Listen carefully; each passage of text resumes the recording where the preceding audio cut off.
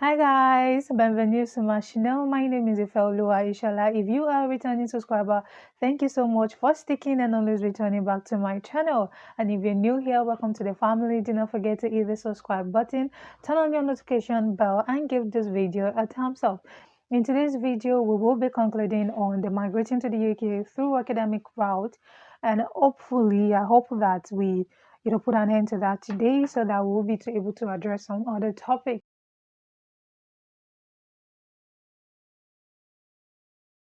If you have been following this series, we've talked about how to pick a school. We've talked about the, simplifying process of applying for visa. And now we want to talk about migrating to the UK, what you need to do, the kind of document you need to take along, and the new rules that are guiding the UK entry requirements. So if they sound like something you are interested in, comment on.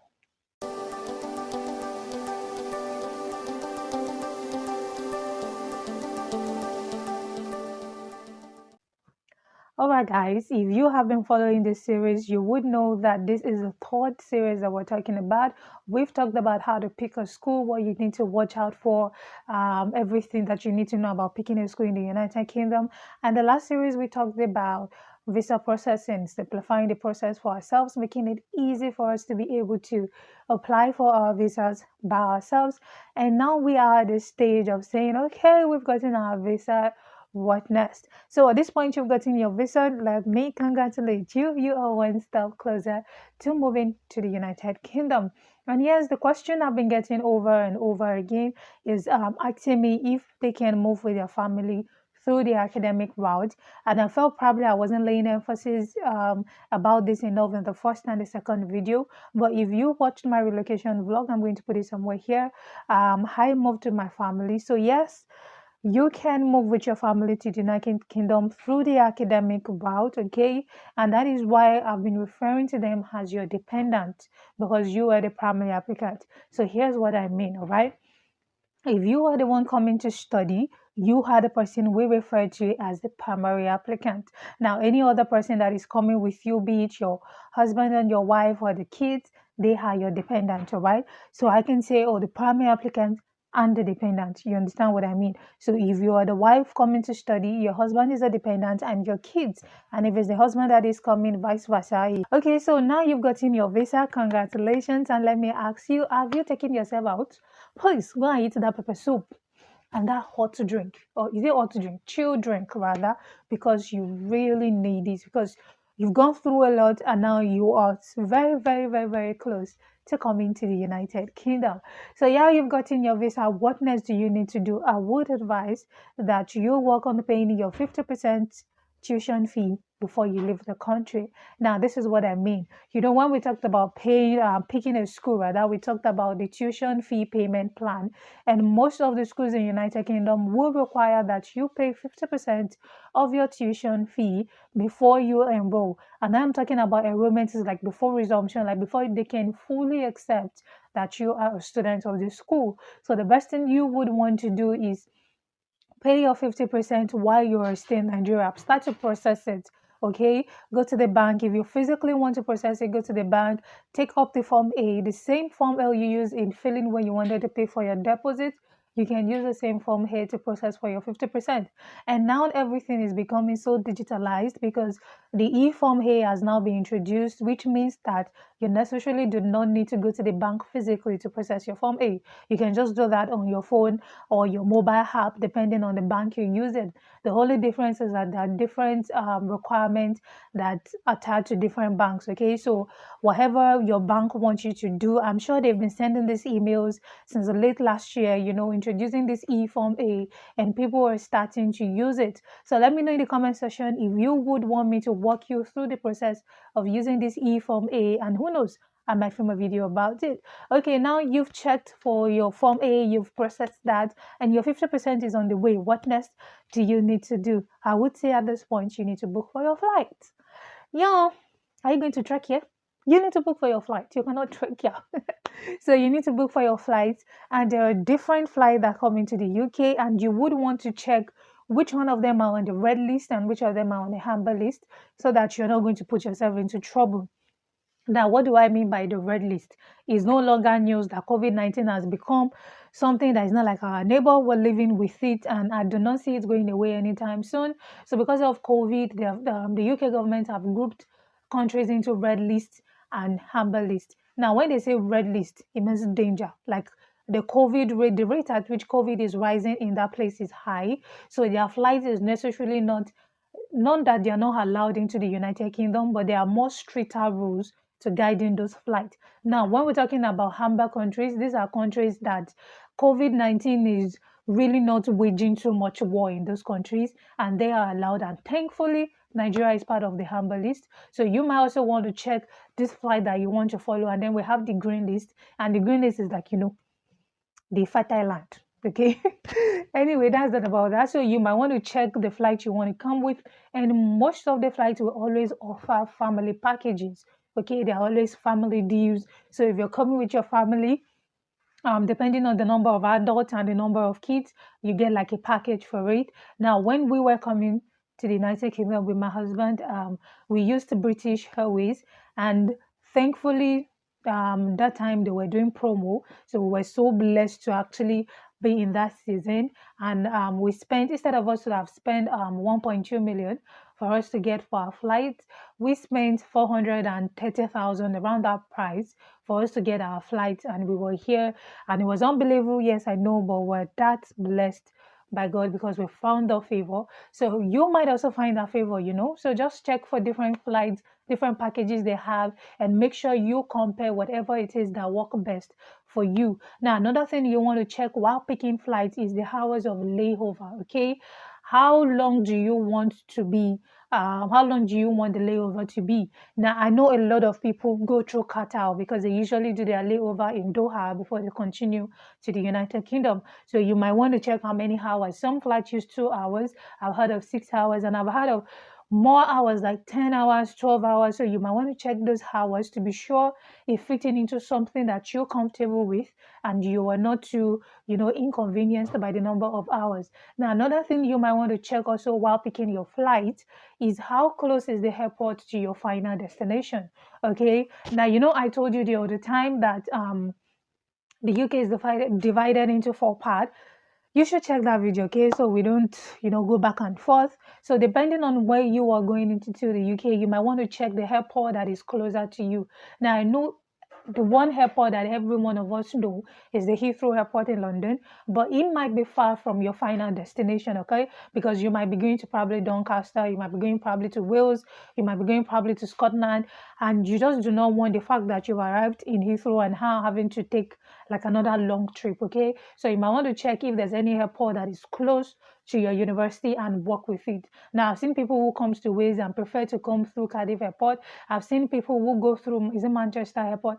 Like different airport depending on how close it is to your final destination. So you would also want to put that into check. Now, after you've booked for your flight, the next thing you want to do is book either for your train or a cab that is going to take you from the airport to your final destination. Okay, so you might want to book that ahead, because one thing I've noticed about this country is that you have to book everything ahead, especially if you want it at a lower price.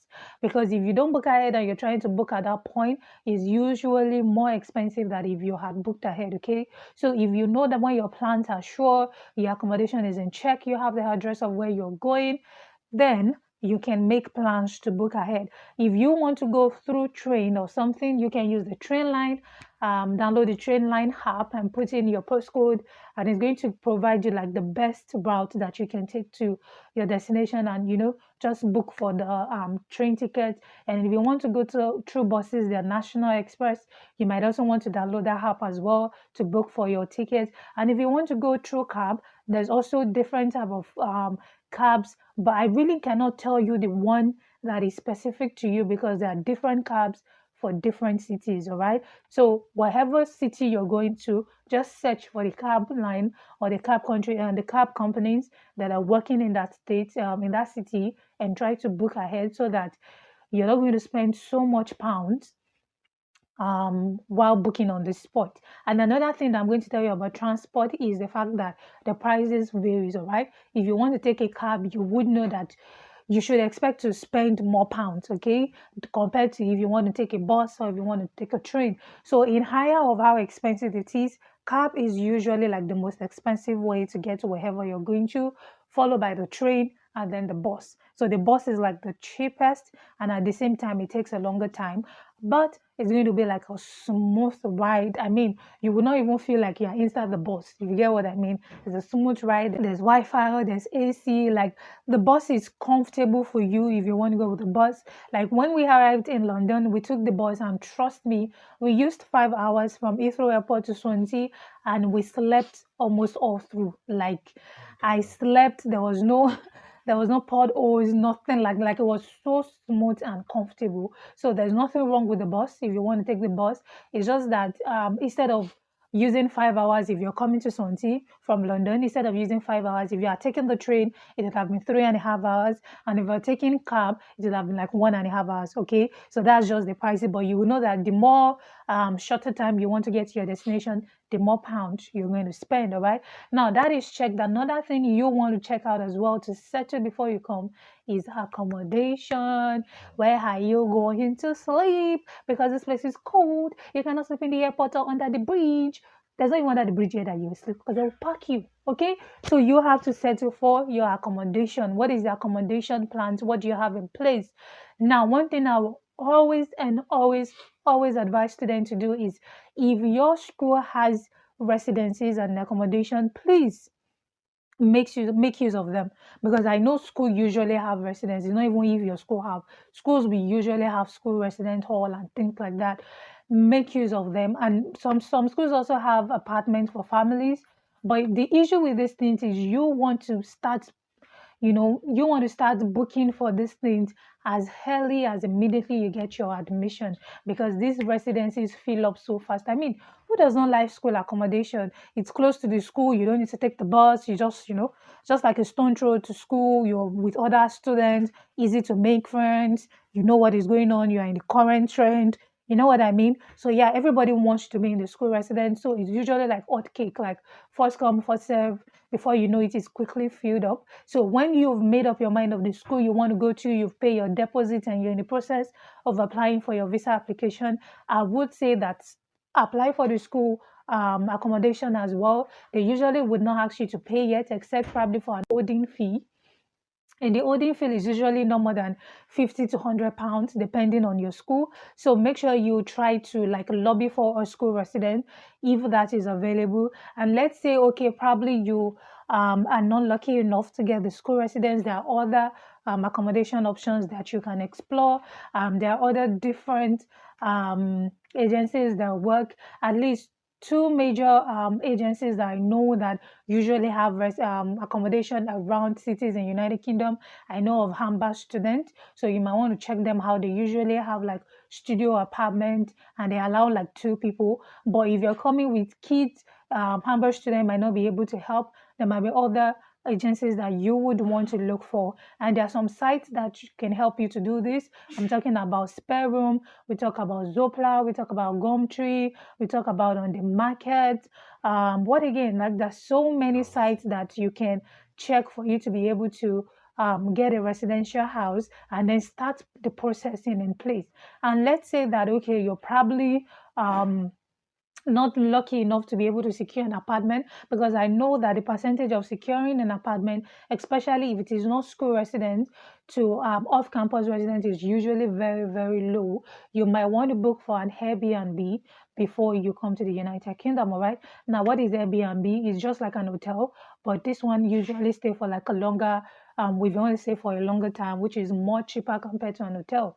And most Airbnb, we usually allow you cook for yourself, more like a mini house for you to stay before you finally get your own house. So you would want to settle all these things before you come to the United Kingdom.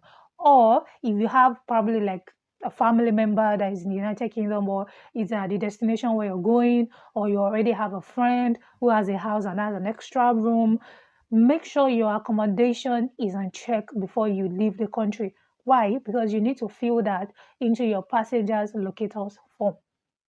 Okay, what is passengers locators form?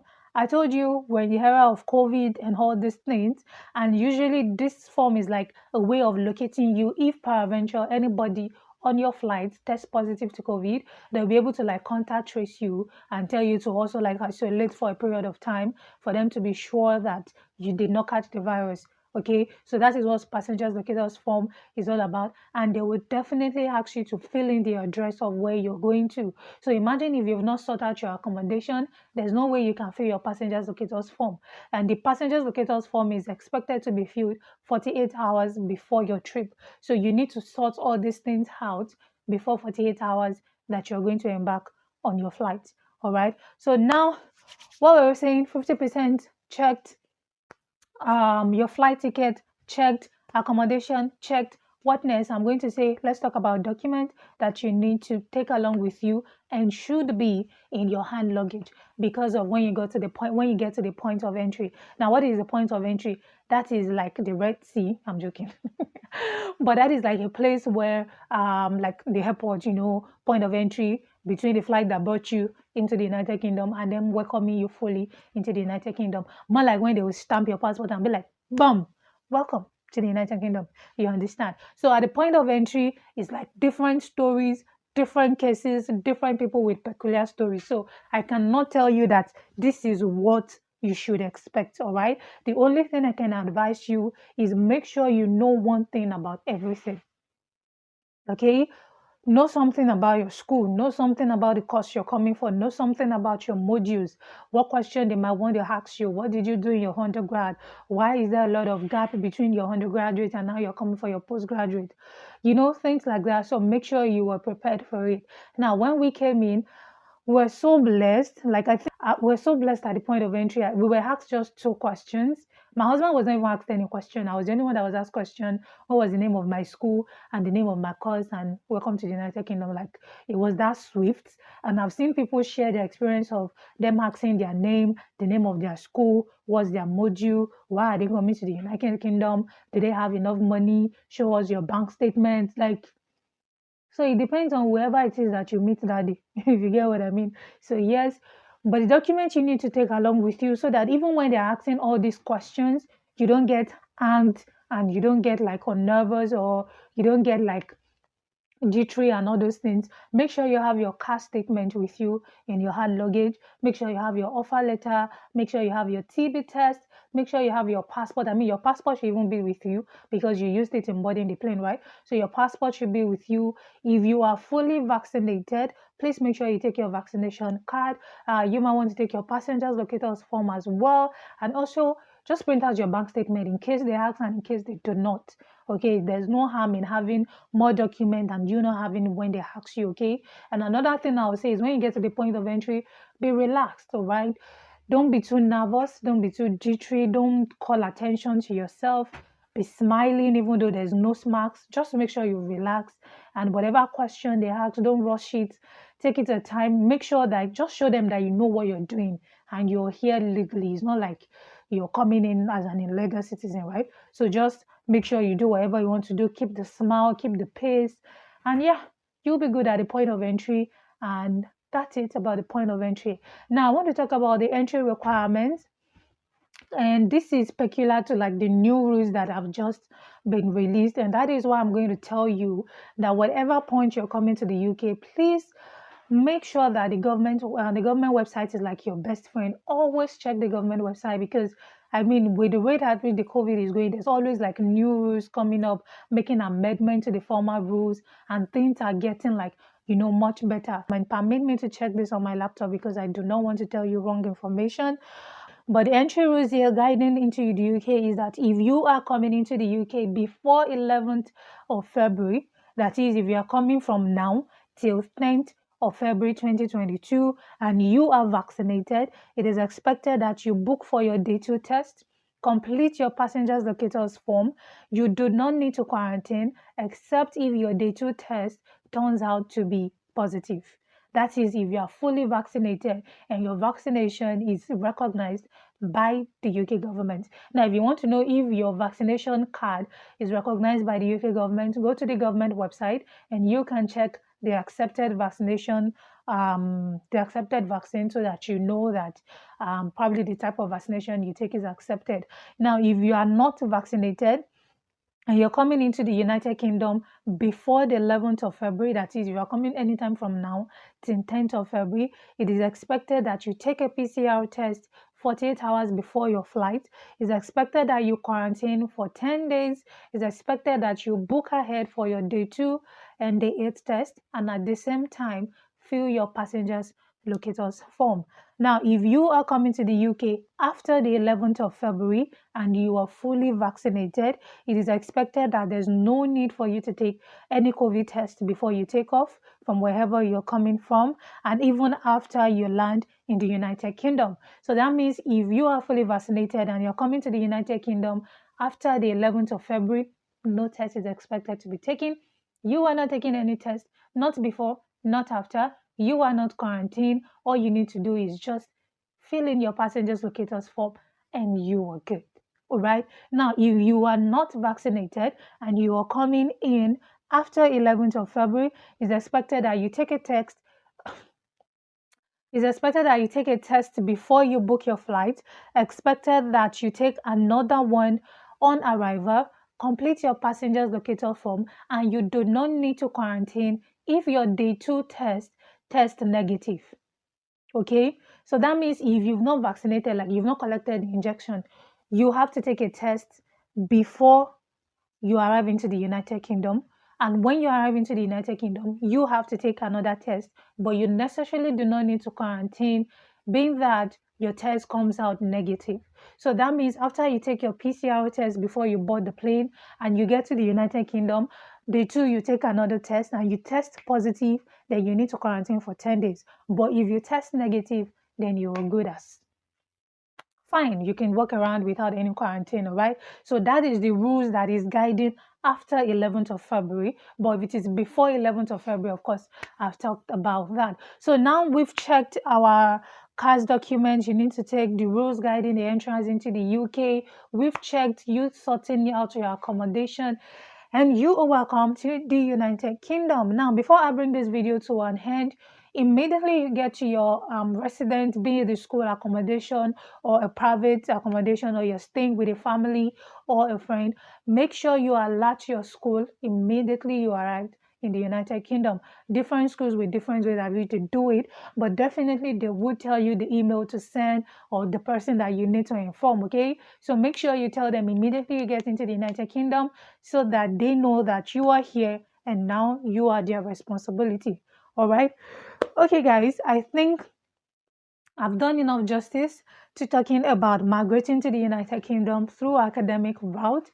And do well to engage me in the comment section if there are other questions that you want me to answer that I've not answered in these 3 videos. But guys, make sure you check those videos first before you ask me those questions, you understand, so that we don't keep going back and forth. So drop in the comment section and I will be able to engage. Thank you so much, guys. I really hope that you enjoyed this video. Pasco said that you do, and I will see you in the next one. Bye.